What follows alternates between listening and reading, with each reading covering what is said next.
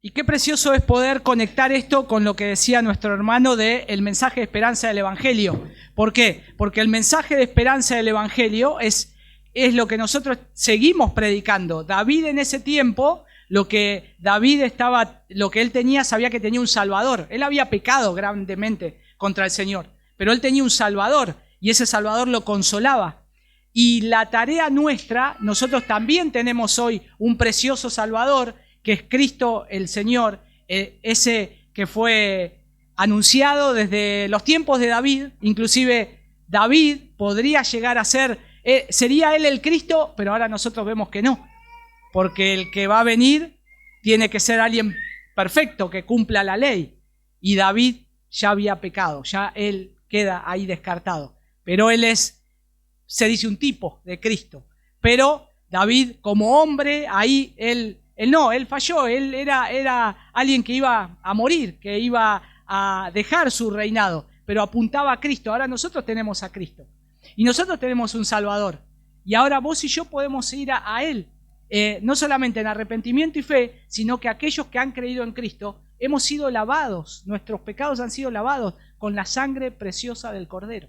Entonces nosotros podemos acudir a Él también en consuelo. Y la iglesia del Señor, ¿para qué está? ¿Para qué estamos nosotros acá? ¿Para qué está la iglesia del Señor todavía en la tierra? Para llamar a los hombres a que se reconcilien con Dios. Estamos para eso. No estamos para mostrar un edificio, mostrar cuántas personas hay, mostrar lindas cosas que se pueden hacer en la iglesia, lindas, no sé, obras de teatro. No está para eso la iglesia. La iglesia está para llamar a los hombres a reconciliarse con Dios.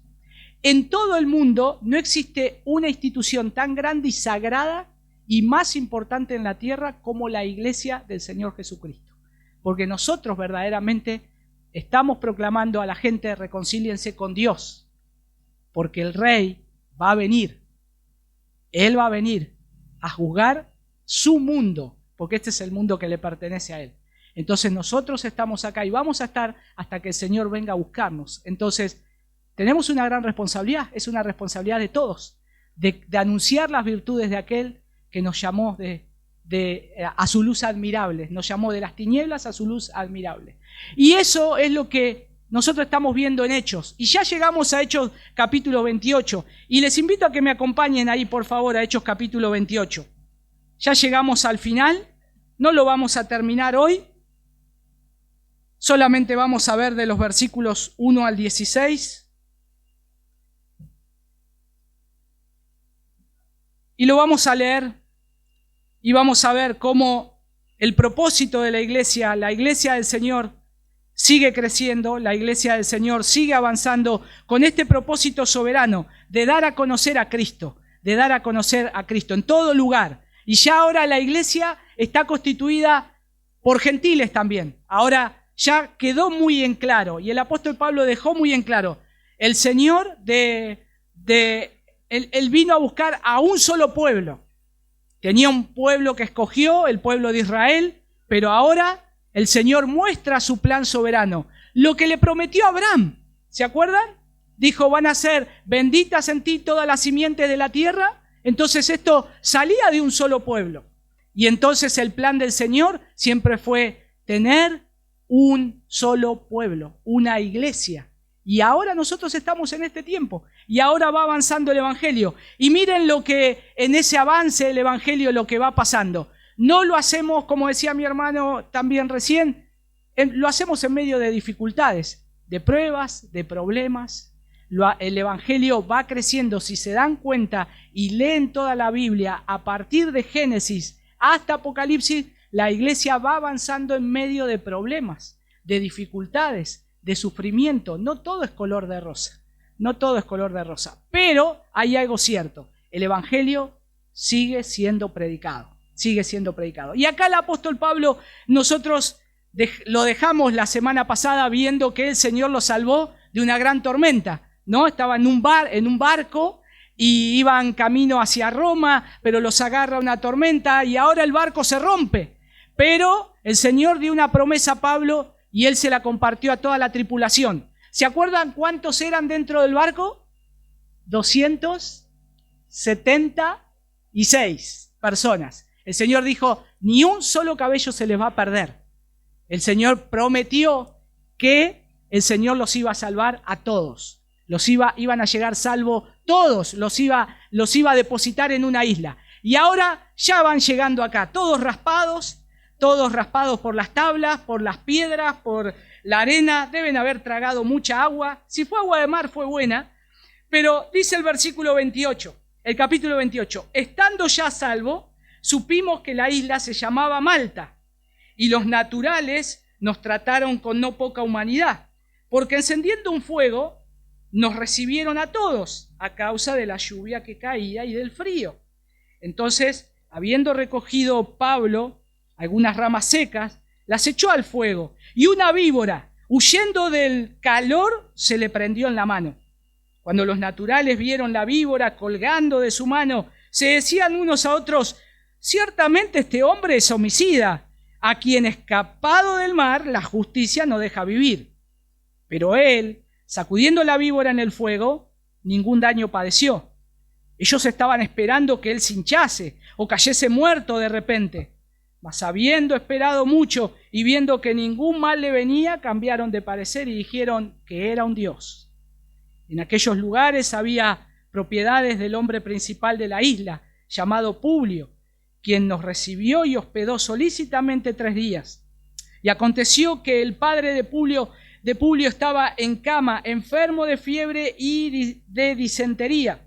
Y entró Pablo a verle, y después de haber orado, le impuso las manos y le sanó. Hecho esto, también los otros que en la isla tenían enfermedades venían y eran sanados, los cuales también nos honraron con muchas atenciones, y cuando zarpamos nos cargaron de las cosas necesarias.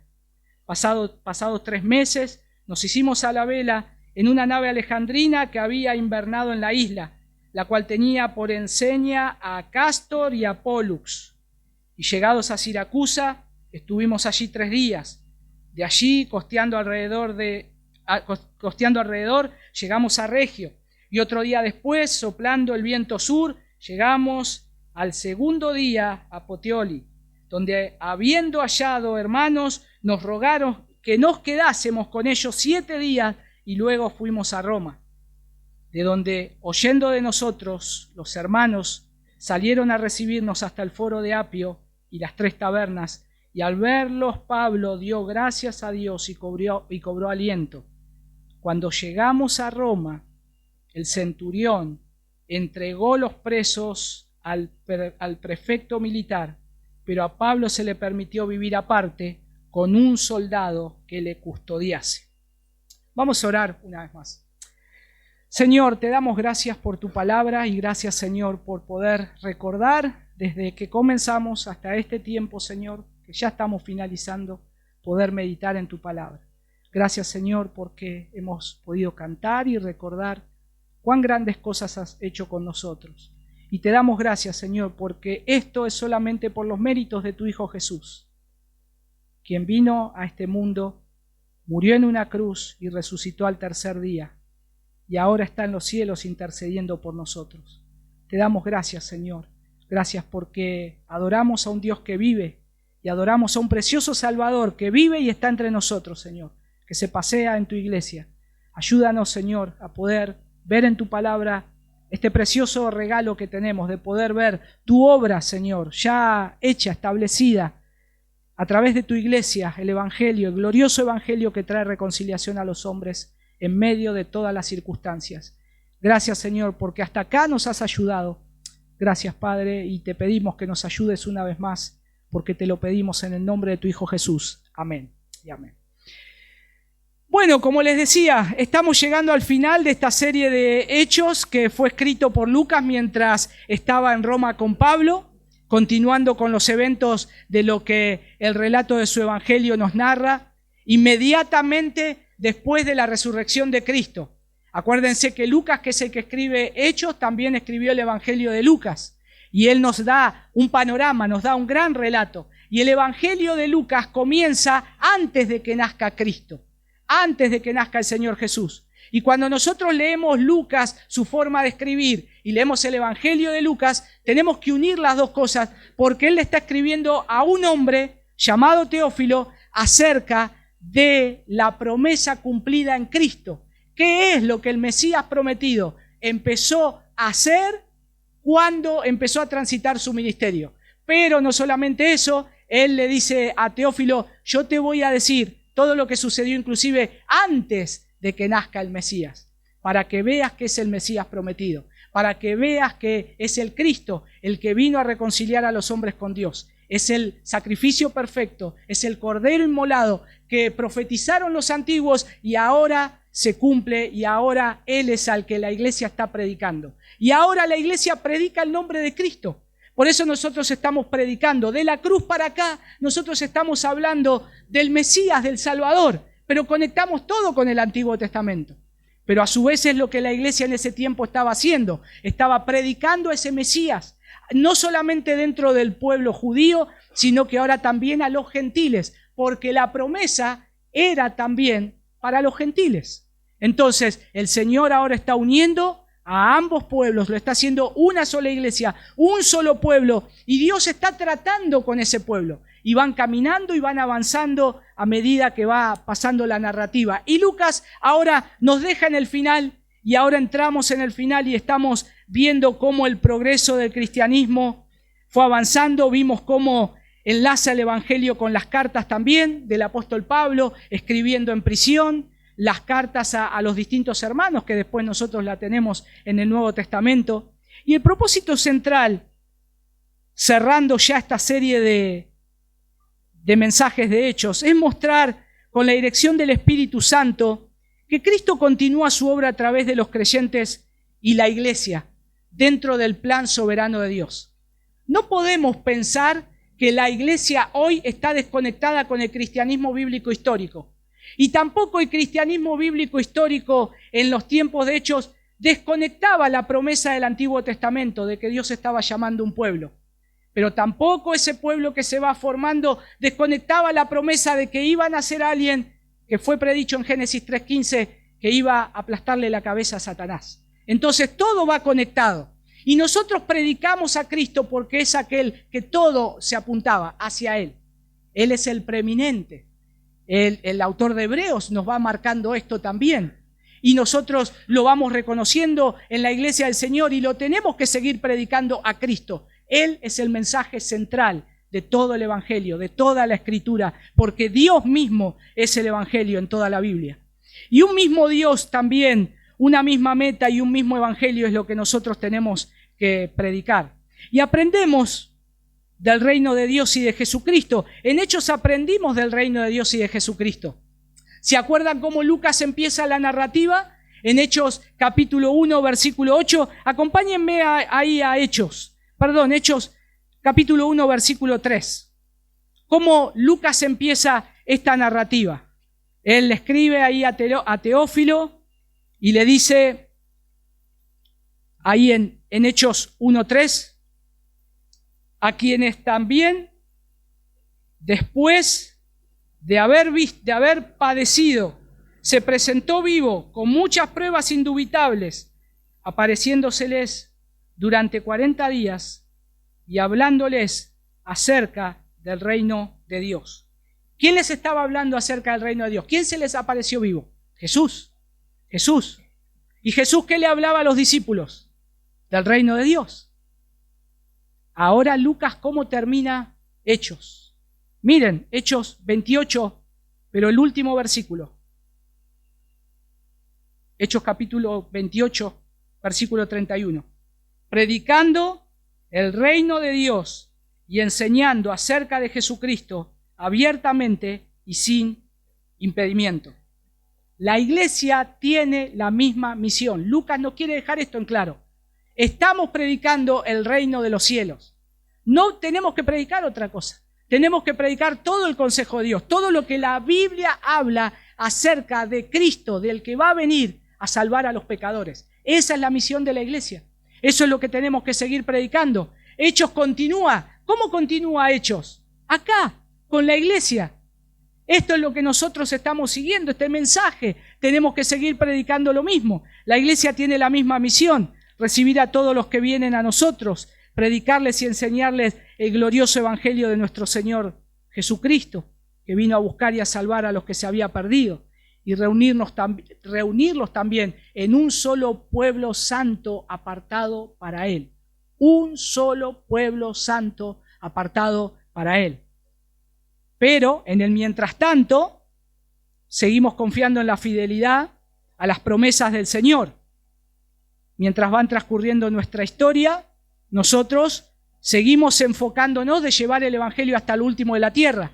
Y es lo que nosotros vemos acá. El progreso del evangelio se va llevando a través de distintas circunstancias. Y no todas son circunstancias buenas. Esto lo tenemos en la palabra del Señor para que nosotros seamos alentados y no perdamos de vista la misión que tenemos de predicar el evangelio del reino de los cielos. Y en el mientras tanto, nosotros ahora estamos acá. Nosotros predicamos a Cristo, nosotros queremos enseñar el evangelio de Cristo y es lo que Pablo quería hacer. Ahora el evangelio está llegando a Roma. Y Pablo sabía que el evangelio iba a llegar a Roma. ¿Por qué? Por dos cosas, por lo menos claves. Una es porque el Señor se lo había prometido. Dijo: Pablo, como testificaste en Jerusalén, vas a llegar a Roma. Y si lo prometió el Señor, se va a cumplir. Pero lo otro es que el evangelio se está extendiendo hasta lo último de la tierra. Y Pablo sabía que el evangelio de Cristo, por las profecías y por lo que habían hablado en otros tiempos, en otras, de muchas maneras, a través de los padres y por medio de los profetas, el evangelio iba a llegar también a toda nación, a los gentiles también. Entonces Pablo dice: ya está, sé que el Señor me dijo que voy a llegar a Roma, pero el evangelio ya fue predicado en distintos lados cuando Lucas está acá escribiendo. Pero Pablo tenía esa seguridad, que el evangelio iba a llegar a todo lugar, a todo lugar. Ahora, va a llegar a la capital del Imperio Romano. ¿Y cómo nació todo? En una pequeña aldea, en Belén de Judea, ¿no? En un pueblito apartado, donde el que movilizó a esa jovencita y a ese muchacho, esa jovencita embarazada y a ese muchacho, que vayan a esa aldea de Belén, el que movilizó todo providencialmente por un edicto para que se vayan a censar, ¿quién fue? El César de Roma. Él mandó a que la gente se vaya a su lugar de origen. Ahora,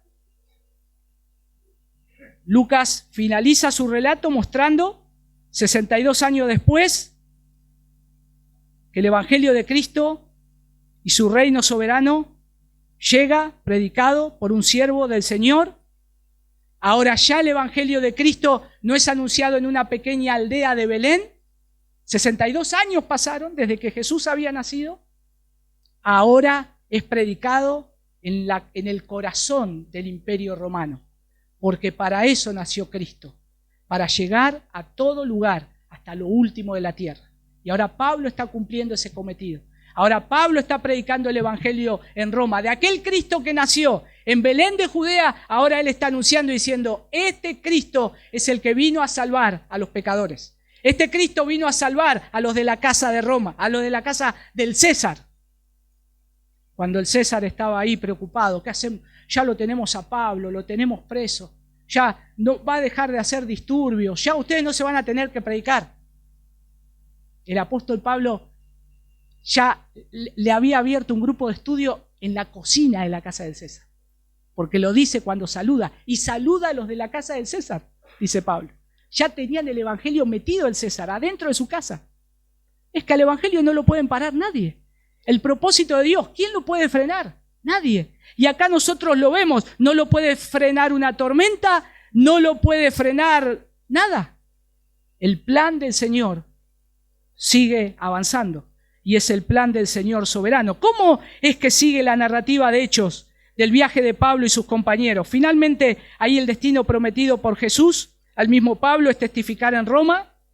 ¿Cómo nos enseña que dentro de esta historia de la redención que estamos transitando, el Señor sigue cumpliendo sus decretos soberanos, aún en medio de circunstancias adversas, para Pablo y para nosotros hoy. ¿Sabías que si hoy el Señor todavía te mantiene con vida, te trajo hasta acá, estás dentro de una familia y el Señor te escogió, te llamó, es por un propósito? ¿No te pusiste a pensar que tal vez el Señor te llamó y te escogió porque Él también quiere salvar a los de tu casa? ¿O quiere salvar a alguien cercano a que está con vos? ¿O quiere todavía salvar a alguien dentro de esta ciudad por la predicación del Evangelio? Por eso la iglesia está acá. ¿Por qué nosotros estamos en este rincón de la ciudad? Cuando nosotros, no es que nosotros lo escogimos, ya Dios lo había escogido antes. ¿Por qué el Señor nos trajo hasta acá? ¿Para qué? Y yo a veces me pregunto, ¿cuántos de los que están acá son de este barrio? Y yo puedo ver que hay muy pocos. Todavía este sector tiene que escuchar el Evangelio de Cristo. Y nosotros tenemos una gran responsabilidad.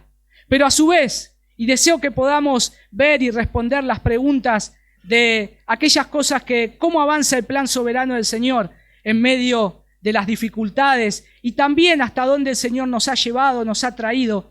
Creo que podemos verlo bajo los siguientes encabezados que nos dejan el capítulo 28, versículo 1 al 16, dentro de este desembarco de Pablo, sus colaboradores, que ahí hay prisioneros también, tripulación, un total de 276 almas, como dijimos. El primer elemento que hay ahí, de los versículos 1 al 6, el mensajero del Evangelio, cómo es cuidado por el Señor, cómo el Señor protege a aquel que está llevando el Evangelio, cómo el Señor lo cuida, ahí claramente están esos versos. Pero después del 7 al 10 tenemos la disposición y el servicio del cristiano, como aún en medio de llevar el Evangelio también, el Hijo de Dios, el cristiano, está dispuesto a servir de distintas maneras en lo que se esté necesitando, ve la necesidad, está mirando a la gente, mira dónde hay alguna dolencia. Y el último elemento ahí, los últimos versículos del 11 al 16, que es ya Pablo llegando a Roma, confiando en el decreto divino para ser testigos del Evangelio.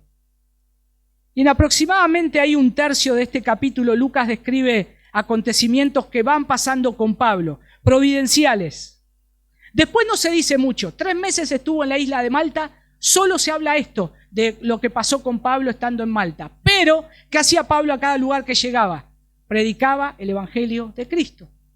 Él dijo en Romanos, cuando le escribía a los romanos, todo lo he llenado del Evangelio de Cristo, en cada lugar. Entonces es imposible que Pablo esté en un lugar y no haya predicado el Evangelio.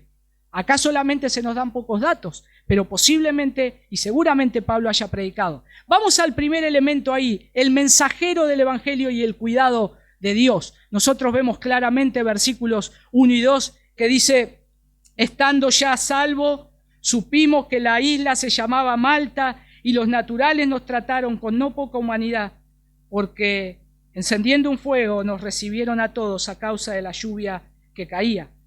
Noten que parece que a Lucas le causó una gran impresión estar a salvo.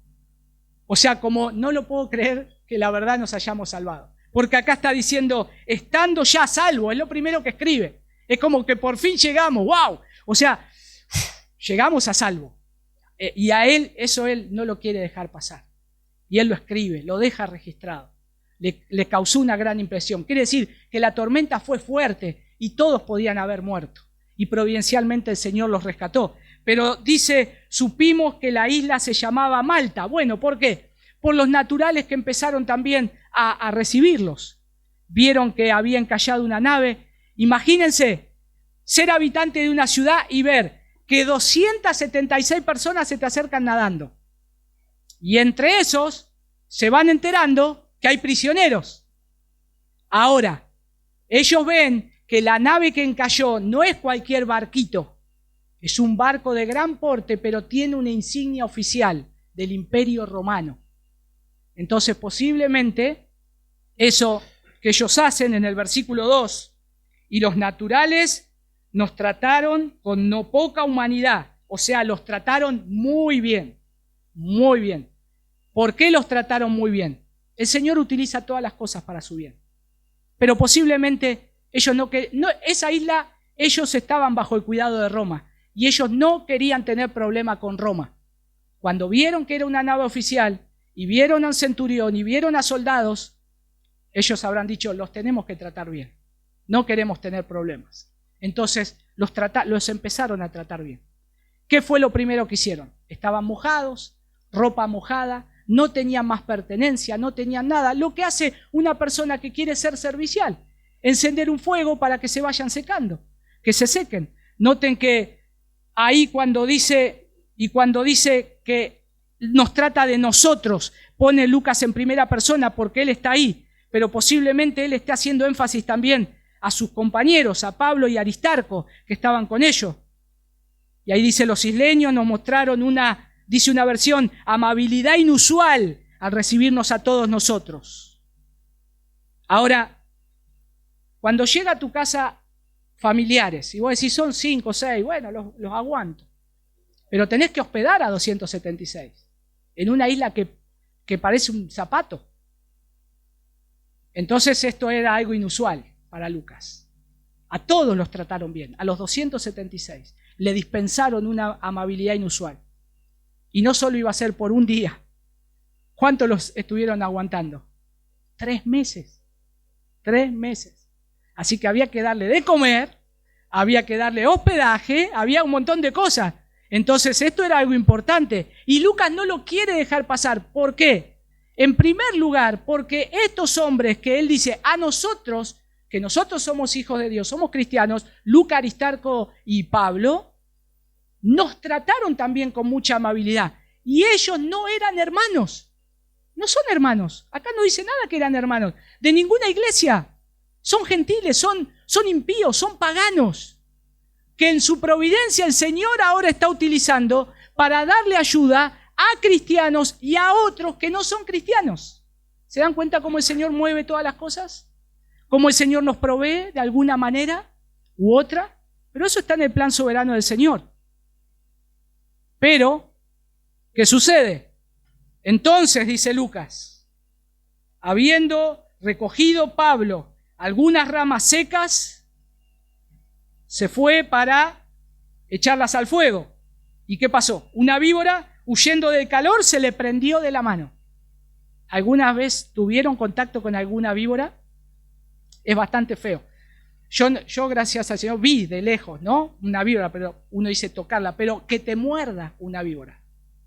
Y uno dice enseguida, si te muerde una víbora, no buscás si es venenosa, ese tiempo no. Yo creo que si alguno de nosotros hoy nos muerde una víbora, cualquier víbora que pueda andar por acá, no buscamos en Google, a ver, le sacamos una foto a la víbora, no, decimos, me voy a morir, estoy envenenado. Y es lo que pasó acá. Los isleños sabían que había víboras en la isla de Malta, pero posiblemente no eran tan peligrosas, no eran mortales. Pero ellos, cuando vieron eso, esa víbora y lo que le pasó, ellos sí supieron de alguna manera que Pablo podía morir, que esa víbora podía ser mortal, porque Lucas lo deja acá relatado. Ahora, ¿qué notan acá? Y acá hay algo lindo para aprender de Pablo. Recién llegaron, están muertos de frío, se están secando al fuego y él no se queda ahí diciendo, vos flaquito, anda a buscar más leña, estoy acá, no hay más, no me puedo mover. No, él se dispone a juntar leña, a servir y ser un servidor de otros.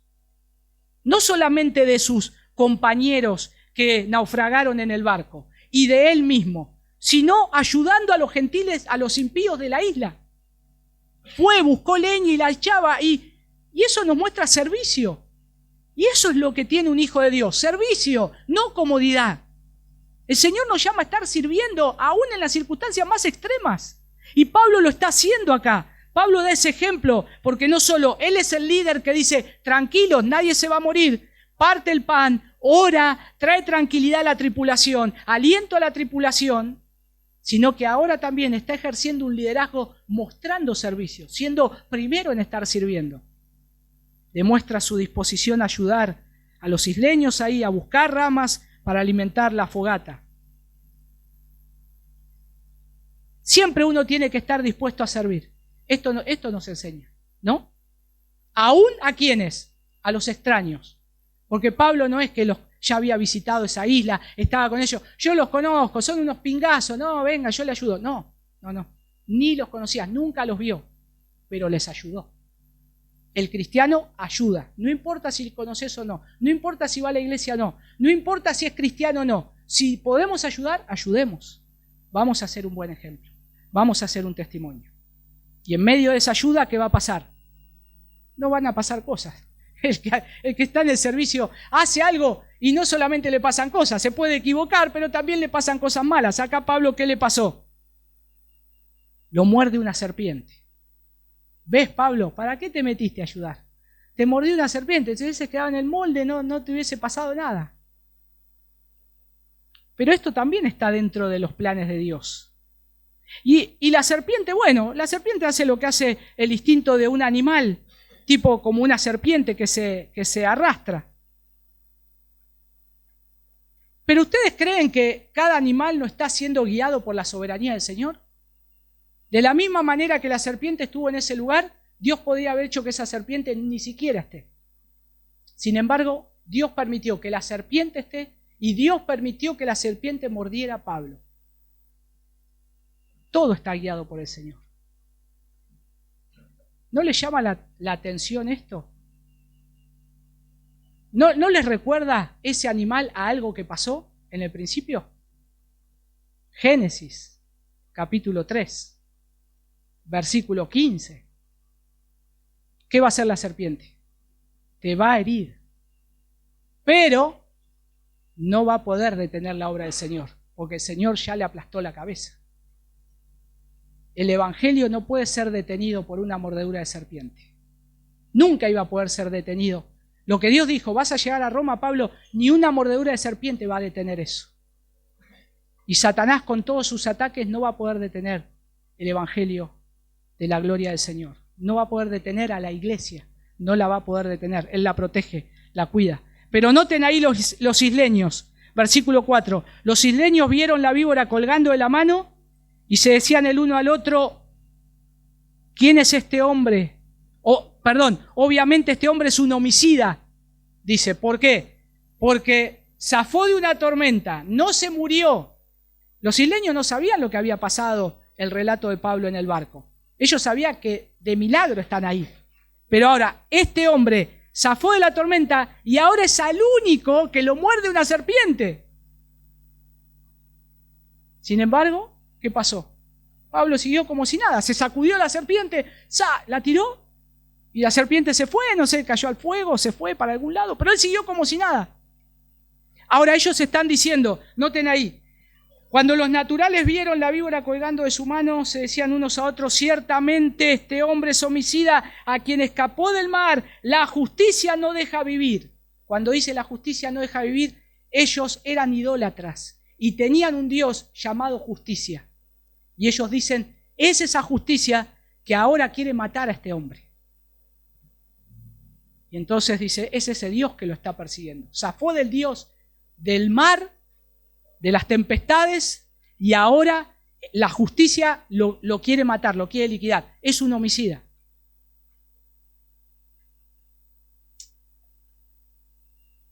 Y obviamente cuando ellos hacen una rápida evaluación de la situación de Pablo, nosotros también hacemos evaluación, ¿no? Pues nosotros, estos no saben, sí, porque tenemos nosotros. Pero ¿qué pasa cuando a una persona le pasan problemas? Che, ¿no estarás pecando? Como los amigos de Job, ¿no? Che, ¿qué será? Te pasan todas, vos estás... Los de la prosperidad dirían, claro, se te rompen todas las cosas porque no estás ofrendando. Y te engañan con eso, ¿no? Y muy sutilmente. Y la palabra de Dios desbarata todos esos argumentos mundanos y diabólicos. Porque a los hijos de Dios también le pasan cosas malas. Circunstancias momentáneas. Porque nada se compara con la gloria que se va a manifestar en nosotros. Nada. Estas circunstancias son temporales. Y a Pablo le estaba pasando esto temporalmente. Ahora ellos pensaron y dijeron, este tipo está mal. Con su Dios está mal. O los dioses lo quieren matar. Y noten que se refieren a este hombre. Por eso es como nosotros decimos, este tipo, ¿no? Nosotros diríamos así, ¿no? Este tipo está re mal, pobre, mirá todo lo que le está pasando. Le expresan su reproche. Aunque se salvó de morir en el mar, la justicia no le permite seguir viviendo. Llegan a esa conclusión. Ahora, ¿por qué le pasa esto a Pablo? ¿Por qué? Lo agarró la tormenta, lo muerde la serpiente, porque la mordedura de serpiente no fue para Lucas y Aristarco, es solo para Pablo. Pero Pablo no estaba haciendo ningún mal. Y alguno podría decir, ¿esto qué es? ¿Un juicio? ¿Una prueba? ¿Una disciplina? ¿En qué lo encuadraríamos esto? ¿En un juicio? ¿En una prueba? ¿O en una disciplina? Es para pensar. Pero si siguen leyendo se van a dar cuenta que no son ninguna de estas tres. Porque esto es una señal de lo que Dios va a hacer ahora, en unos momentos más, en un tiempo más. Lo va a demostrar. Noten que dice versículos 5 y 6.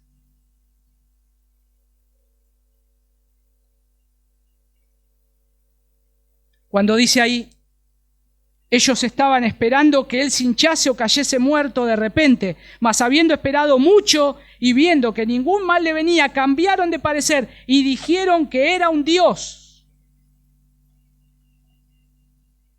¿Se acuerdan cuando Jesús dijo, cuando le habló a los discípulos en Marcos 16, 18, ustedes van a ir a predicar, tomarán en las manos serpientes y si hubieren bebido o si hubiere cosa mortífera, no les hará daño. Sobre los enfermos pondrán sus manos y sanarán. Bueno, Pablo estaba viviendo eso que dijo el Señor. Se le colgó una víbora en la mano, no le pasó nada. Y lo próximo que dijo Jesús, él ahora lo va a experimentar. Pero ahora, nosotros vemos acá que la gente que rodea a Pablo espera que tenga algún efecto. ¿Cómo es el corazón del hombre? Ahora ya no lo ven como que un Dios lo está queriendo castigar. Ahora dicen, Él es un Dios. Entonces dijo, se salvó del mar, se salvó de la mordedura de la serpiente, entonces quiere decir que este hombre es un Dios. Y de ninguna manera Pablo iba a permitir que sea adorado. No lo hizo anteriormente cuando él predicó y lo quisieron levantar a él. No. Porque el que tiene que ser exaltado es Cristo. Es su nombre, su evangelio. Es el mensaje, no el mensajero. El mensajero es débil. El mensajero es de carne, sufre pérdidas, sufre dolores, sufre achaques. El que tiene que verse es el Señor Jesús. Y es lo que Pablo siempre hizo. Mostró al Señor Jesús. Pero nos muestra cómo es el corazón del hombre idólatra. Hermanos, cuidado. Todos nosotros, nuestro corazón engañoso tiende a la idolatría. Si el Señor te salvó, no te descuides de esto, porque tu corazón se puede inclinar a la idolatría todavía. Y te podés desviar hacia adorar cosas, no hombres, hijos, trabajo, oficios, deportes, estudio. Iglesia en el sentido físico, 4 paredes, y olvidarnos de aquel que es digno de toda gloria y adoración. Él es único, Él no va a dar su gloria a nadie más. Al único que tenemos que adorar es al Señor. Todo lo demás tiene que ser derribado. Si eso, hay dioses, algunos de los que pueden ser un ídolo en tu vida, tíralo abajo. Tíralo abajo. El Señor te va a llamar a cuentas. Él sabe lo que hay en nuestro corazón. Por eso hay que examinar nuestro corazón. Ahora noten versículo 7 en adelante. Dice, en aquellos lugares había propiedades del hombre principal de la isla llamado Publio, quien nos recibió y hospedó solícitamente 3 días. Bueno, Lucas registra 2 hechos que ilustran la amabilidad en Malta. Uno es la forma en que los isleños ahí reciben la empapada tribulación de pasajeros. Los malteses ahí se muestran muy amables con Pablo, sus amigos y los demás. Ellos son paganos, son impíos, pero son amables. Y Pablo está agradecido por eso. Y creo que se demuestra en este segundo hecho, porque dice, versículo 8, Y aconteció que el padre de Publio estaba en cama, enfermo de fiebre y de disentería, y entró Pablo a verle, y después de haber orado, le impuso las manos y le sanó. Noten que ahora hay un principal. Se le decía principal del lugar porque era un hombre que tenía mucha plata. No era un comandante, sino que era un hombre que tenía muchas tierras y tenía mucho lugar para hospedar gente. Y él amablemente dijo, hospédense alguno en mis territorios. No se sabe si hospedó a todos, pero a Pablo, a Lucas y a Aristarco los hospedó, seguro. Ahora, tenés que hospedar a 276 personas, ¿no? Todos hombres.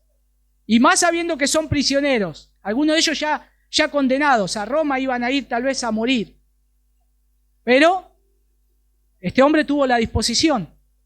Y Pablo mostró agradecimiento. Ahí una vez más, nosotros podemos ver que cuando Pablo vio esto, y creo que esto es claramente, Pablo está agradecido por eso y se demuestra acá en este segundo hecho que tiene que ver con el ministerio de sanidad que Pablo extendió entre los enfermos de la isla. Y en un sentido Pablo retribuye la amabilidad devolviendo la salud a los enfermos del lugar.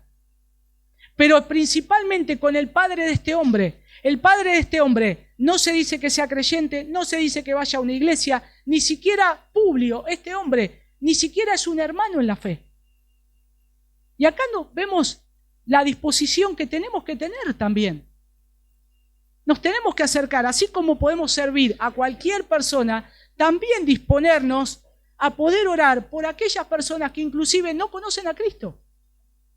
Y uno dice, ¿y oramos por sanidad por esas personas? Claro que sí. Pablo acá lo hizo, él oró. Este hombre no confesó nada, no era cristiano, no dice acá ni siquiera que lo sea. No sé si después. Yo creo que Pablo le predicó el evangelio, claro, porque los milagros y las señales estaban para eso, para predicar el evangelio de Cristo. Más en esta época, en este tiempo, estaban para eso, para anunciar el evangelio de Cristo. Pablo retribuye la amabilidad. Y noten versículos 7 y 8, los siguientes puntos. Ahí el hombre que dice este Publio, no sabemos cuánto tiempo pasó entre la bienvenida ahí en la playa y cuánto él los hospedó. Pero noten que dice ahí, versículo 7, en aquellos lugares había propiedades del hombre principal de la isla llamado Publio. Él era un gobernador de la isla, que había sido puesto por el Imperio Romano. Entonces, él era un hombre principal, él era un hombre que había sido puesto por el gobierno romano, era un hombre prominente entonces, era un hombre prominente. Y Lucas parece dar la impresión que inmediatamente después ahí de su llegada, Pablo fue presentado en persona porque no era fácil que te acerques a la familia del gobernador con tanta libertad. El padre dice que estaba gravemente enfermo. Lucas es un médico, no nos olvidemos. Y nos pone el detalle de la enfermedad que tenía acá. Dice que este hombre tenía un padre que tenía fiebre y de disentería. O sea, una fiebre que te causa infecciones mortales en el cuerpo. Ahora, ¿Lucas lo podría haber atendido? Seguramente que Lucas lo vio ahí por ser médico. Pero acá Lucas relata lo que pasó verdaderamente. Ahora dice que Pablo entra, ora, le impone las manos y el hombre sana. Versículo 9. Y hecho esto, también los otros que en la isla tenían enfermedades, venían y eran sanados. Eran sanados. ¿Les hace recordar algo a esto también que pasó? ¿Se acuerdan cuando Jesús fue a la casa de la suegra de Pedro? Oró, la suegra se sanó, y después ¿qué pasó? Venían todos a ser sanados. ¿Y Jesús qué hizo? Sí, no hay problema. ¿Y Pablo qué hace? Vengan. La gente tiene necesidad, hermanos, no solo necesidades físicas. Y la gente tal vez se va a acercar a Cristo por necesidades físicas. Pero la tarea que hicieron los apóstoles, inclusive Pablo, fue predicar el evangelio de Cristo. fue predicar el Evangelio de Cristo. Acá cualquier milagrero podría decir, ¿qué ministerio de sanidad? Acá yo hubiese montado una carpa en la isla de Malta, gran campaña de sanidad y milagro. Vení y recibí tu milagro. El punto es el siguiente, que después te encontrás dentro de la iglesia, en una reunión de oración, y dicen, oren por mí para que el Señor me sane de un cáncer. Oren por mí porque mi esposo me acaba de dejar y tengo tantos hijos. Oren por mí porque me perdí el trabajo y entonces ya no es tan así, sanidad y milagros. Porque no es el Evangelio.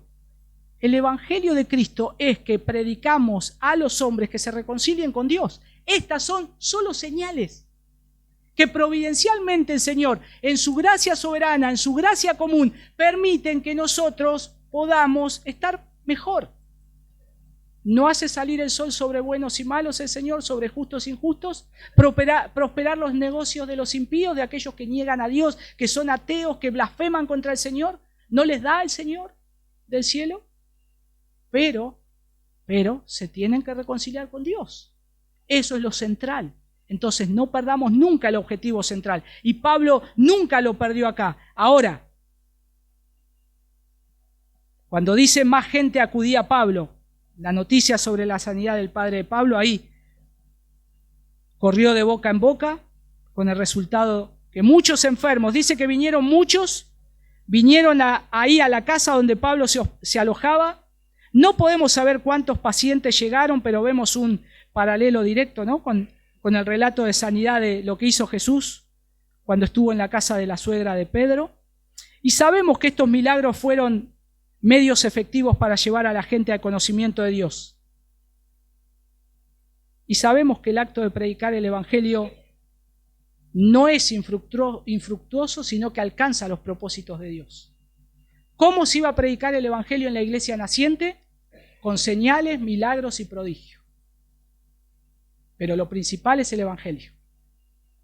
Pero ¿cómo termina el relato Lucas de Hechos 28? ¿Haciendo milagros? Hechos 28, 31. Predicando y enseñando el reino de los cielos y acerca de Jesucristo. Eso lo hace Lucas a propósito para que no perdamos el objetivo. No perdamos el objetivo. Lo otro el Señor lo puede hacer prudencialmente y está bien. Ahora, la gente que había sido sanada, ahí, noten versículo 10. Versículo 9, hecho esto también, los otros que en la isla tenían enfermedades venían y eran sanados. Hago un paréntesis acá. Dicen los historiadores que Lucas, al ser médico, también asistió a gente y gente fue curada. Ojo, por eso está Lucas ahí, es médico y es médico. Démosle crédito a Lucas también, de que muchos él los atendió, o algunos por lo menos los atendió. Pero el punto acá es lo que está escrito y es lo que nos interesa.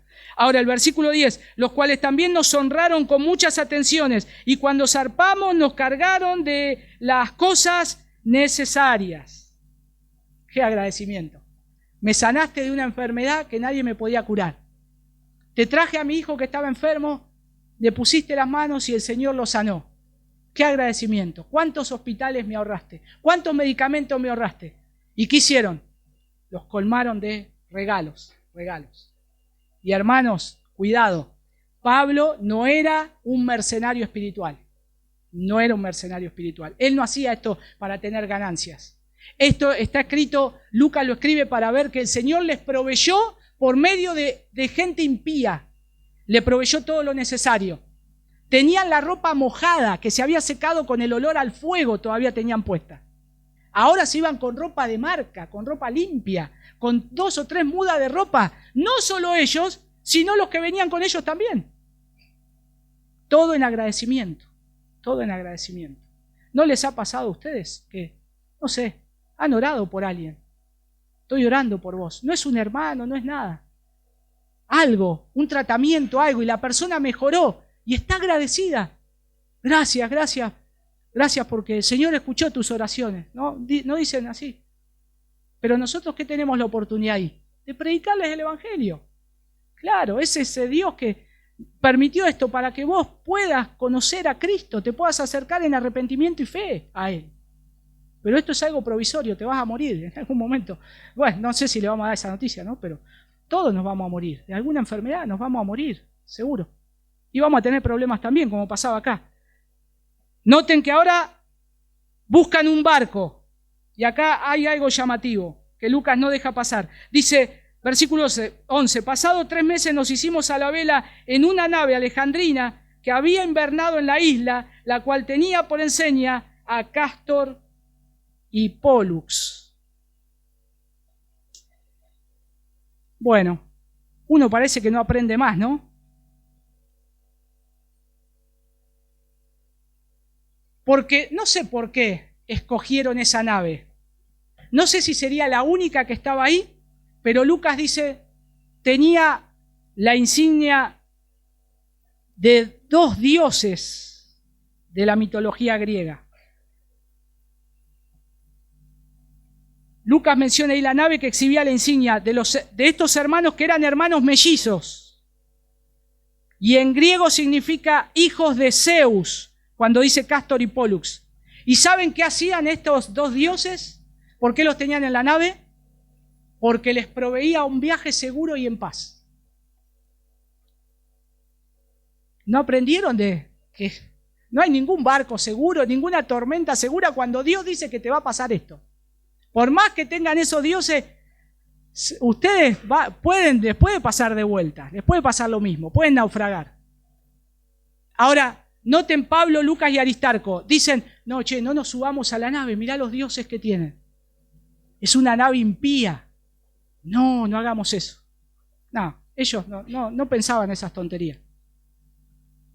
Era una nave que Dios había provisto también y ellos iban a embarcar y por medio de esa nave, no importa estos dioses, son dioses muertos, ya está, de eso no se habla más, vamos a llegar al destino de Roma, que es lo que sí Dios dijo y es lo que Dios prometió.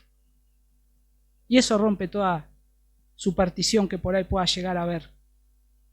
Pero los marineros consideraban a estos 2 hermanos deidades patronales que los protegían, como el que tenemos acá, ¿no? Que van al puerto y tenemos a San Benito, no sé cuál es, no, San Silveiro. Bueno, no pasa nada. Y el versículo 2 y 3, el hecho de que la nave haya permanecido en el puerto de Siracusa 3 días es por las condiciones climáticas. Sí, ellos se quedaron ahí. Pero Lucas dice que Pablo y Lucas y Aristarco suben a la nave. Y noten ahí que ellos zarpan y dice que llegan. Noten, miren qué interesante. De allí, costeando alrededor, llegamos a Regio y otro día después, soplando el viento sur, llegamos al segundo día a Puteoli, donde habiendo hallado hermanos, nos rogaron que nos quedásemos con ellos 7 días y luego fuimos a Roma. Qué gozo debe haber sido para los hermanos tener a Pablo ahí, ¿no? Él les había escrito. Ellos lo conocían por carta, ahora lo están conociendo personalmente. Qué gozo deben haber tenido. Yo, no sé, me imagino, ¿no? Verlo bajar del barco con los otros y permitirles también poder estar con ellos. Poder estar un tiempo predicando y enseñando, especialmente el día del Señor, porque justo da un día que en ese tiempo que se queda les toca un día del Señor. Y Él ahí es donde está. Y el día del Señor estoy hablando el día domingo, el día de resurrección. Precioso, es un regalo. Y los creyentes también mandaron a decir a los cristianos en Roma que Pablo haría la última etapa de su viaje dentro de la semana. Miren ahí versículo 15, de donde oyendo de nosotros los hermanos, salieron a recibirnos hasta el foro de Apio y las 3 tabernas, y al verlos Pablo dio gracias a Dios y cobró aliento. Ya casi de ese lugar que Pablo cita está 70 kilómetros, 40 kilómetros de Roma. Nada. Es como que nosotros estamos de acá, no sé, ¿a dónde? A Cabildo. Ya casi estamos en Cabildo, ya. Y Pablo decía, ya casi llegué a Roma, ya estoy en Roma. Y él estaba gozoso y estaba viendo que la promesa del Señor se estaba cumpliendo. Y claro, la promesa del Señor se cumple. Versículo 16, pasan 2 días, los cristianos acompañan a Pablo a Roma, ahí dice, Cuando llegamos a Roma, el centurión entregó a los presos al prefecto militar, pero a Pablo se le permitió vivir aparte con un soldado que le custodiase. Bueno, nosotros cuando vemos esto, cuando dice se le permitió vivir solo con un soldado que le custodiase, era raro porque los presos generalmente iban todos a la parte de un pretorio de Roma. Sin embargo, a Pablo le permiten eso. ¿Por qué le permitieron eso? El Señor providencialmente orquestó todo, pero había uno que lo estaba acompañando ahí, que lo quería mucho, alguien que trabajaba para Roma, ¿no? Y que lo cuidó de que no lo matasen en el naufragio. Pero a su vez se ve que presentó cartas buenas de Pablo, algo que le dijo, este hombre es un hombre que, la verdad, mirá, desde que yo lo acompañé, pasó esto, y él se mantuvo fiel, ayudó, le dijo todo, y a él le concedieron un lugar. Bueno, que esté bajo custodia de alguno de ustedes, o de un soldado, en una casa alquilada. Pero hermanos, en ese entonces no había patronato de liberados, ¿eh? No había que el Estado te alquila la casa para los presos, no. La casa te tenías que poner vos, un familiar, para alquilarla. ¿Quién le alquiló la casa a Pablo? Los hermanos. En Filipenses él le agradece a los hermanos porque se acordaron de sus prisiones. Y no porque le llevaban comida, sino porque cuando él estuvo prisionero lo bancaron hasta de una manera económica, pagándole el alquiler de la casa. No solamente es precioso tener cerca la iglesia del Señor, sino que también vemos que la iglesia del Señor en medio de estas necesidades también puede cubrir. Y iba a ser beneficioso. ¿Por qué? Porque si Pablo está preso en una casa que tiene tantas libertades, aunque esté con un soldado romano, le permiten enseñar el Evangelio. Imagínense que eso nos dicen a nosotros. Hermanos, Pablo, ¿qué haríamos nosotros? Hagamos una vaquita todos los meses y paguémosle y vamos a aprender a los pies de Pablo. Lo haríamos sin ninguna duda, y ellos lo hicieron. Y había una gran iglesia ahí. Y dice que por 2 años, el versículo 30 de Lucas 28, dice que por 2 años permaneció en una casa alquilada. Pablo permaneció encadenado, ¿no? Dice ahí el versículo 20. Y un soldado lo vigilaba. Bueno, ¿se imaginan? Si estás encadenado a Pablo, ¿vos creés que vas a zafar del Evangelio? De ninguna manera. ¿Y los soldados que iban rotando por esa casa? Tampoco. Todos escucharon el Evangelio de Cristo. Por eso dentro del pretorio daban gloria a Dios, dentro de los soldados romanos, porque el Evangelio había llegado hasta ahí. ¿Cuándo Pablo estuvo siendo un soldado romano y predicando adentro del pretorio o de esas compañías de soldados que estaban y se quedaban muchas veces? Porque el Evangelio entró por medio de un soldado que Pablo seguramente le predicó.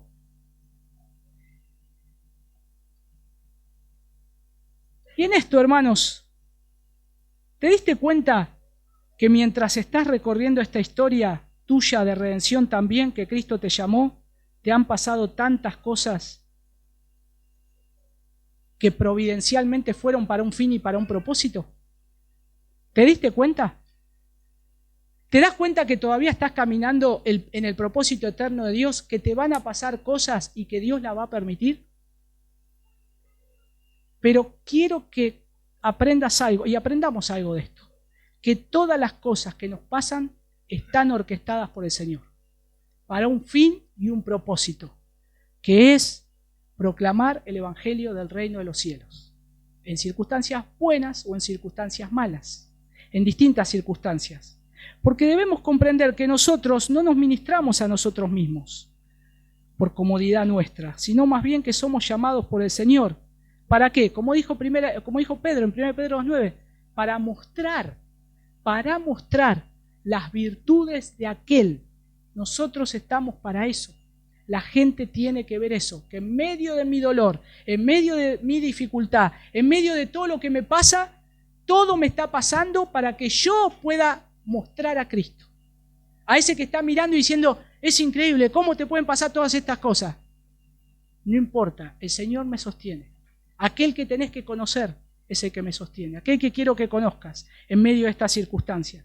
Y también, yo creo que acá nos deja esta enseñanza. Tal vez hay oportunidades de que puedas estar ministrando a otros con el Evangelio de Cristo. Visitando a algún familiar que no conoce a Cristo. Visitando a alguien que está enfermo. ¿No tenés ningún familiar que está enfermo? No importa, anda un día al hospital, ahí hay un montón de enfermos, muriéndose. Y ahí podemos ir. Y un día, no sé, poder visitar a alguien, o providencialmente fuiste por algo, un turno, algo. Llevaste un folleto, algo, no sé, mirá, tomá, te entrego esto. ¿Te puedo hablar un ratito acerca de Cristo? ¿Conoces a Cristo? Todos conocen a Cristo, ¿eh? Cuando ustedes le dicen, sí, yo lo conozco, a Dios, todos lo conocen. Ahí ya tenemos un gran pie para mostrarle a Dios vivo y verdadero. Yo me acuerdo cuando nos vimos después de muchos años con Adrián y con Cari. ¿Se acuerdan? ¿Dónde nos vimos? En el hospital. Providencialmente, el hermano se agarró la máquina, se agarró la mano con la amasadora, creo que era. Y ya parecía que la mano, no sé si se la iban a salvar. Y yo estaba ahí, providencialmente, no me acuerdo que estaba así. Estaba con Ana, me parece, se había quebrado Anita. Mira, hasta la quebradura de Anita fue providencial. Ah, tenía angina.